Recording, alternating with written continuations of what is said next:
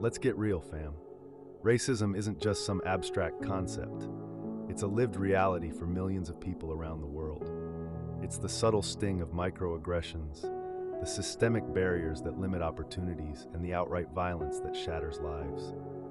This Sabbath Saturday, let's dive deep into the heart of this pervasive issue and explore how we can actively break the chains of generational racism and contribute to dismantling the walls of racism brick by brick, starting with ourselves and the legacies we pass on. The Book of Acts reminds us that God doesn't play favorites. Then Peter began to speak. I now realize how true it is that God does not show favoritism, but accepts from every nation the one who fears him and does what is right. Acts 10:34-35. Translation: Yo, God doesn't care about your skin color, your background, or where you come from. What matters is the kind of person you are and how you treat others.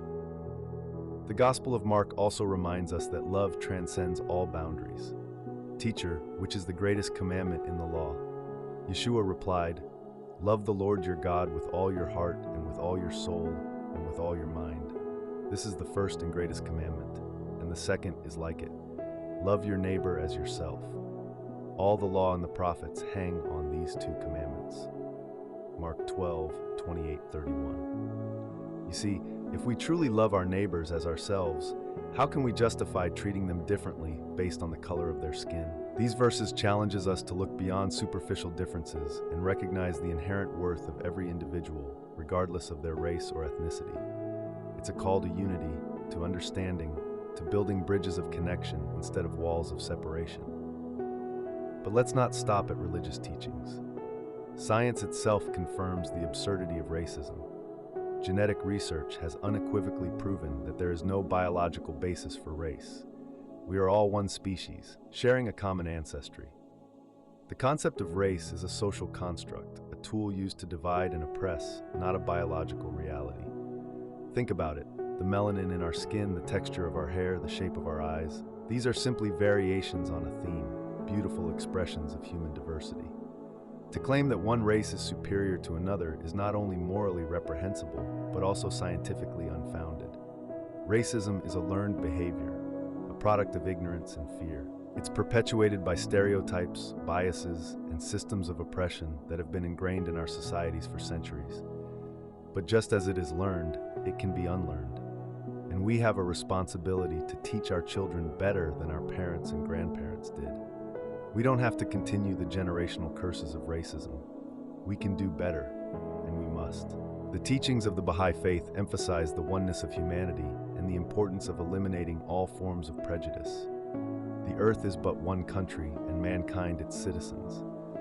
This beautiful sentiment reminds us that we are all interconnected and that our differences should be celebrated, not feared. Similarly, the Ubuntu philosophy of Southern Africa emphasizes the interconnectedness of all humanity and the importance of compassion and respect. Umuntu ngumuntu ngabantu. A person is a person through other people.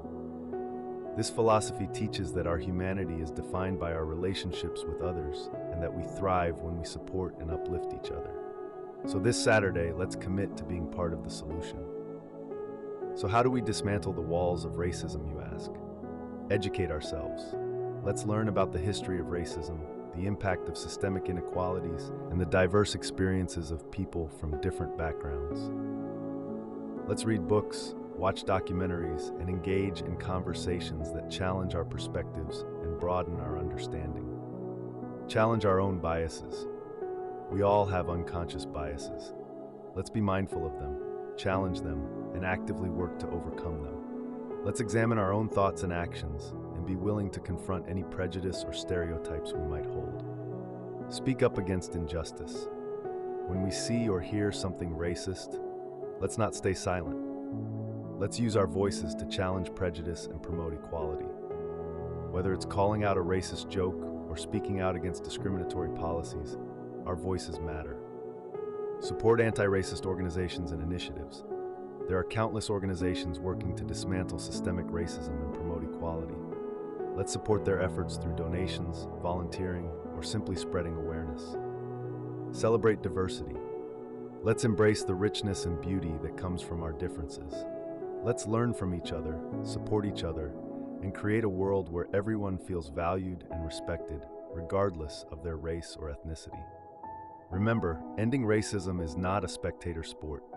It requires active participation, a willingness to challenge the status quo, and a commitment to creating a more just and equitable world for all. It starts with each of us, in our own hearts and homes, and ripples out into our communities and the world at large. Affirmation: I am an ally in the fight against racism. I choose to see the beauty in diversity and stand up for equality. May your heart be filled with compassion, your mind open to understanding, and your actions contribute to a world where racism is a distant memory. Blessings in peace, love, light, and truth.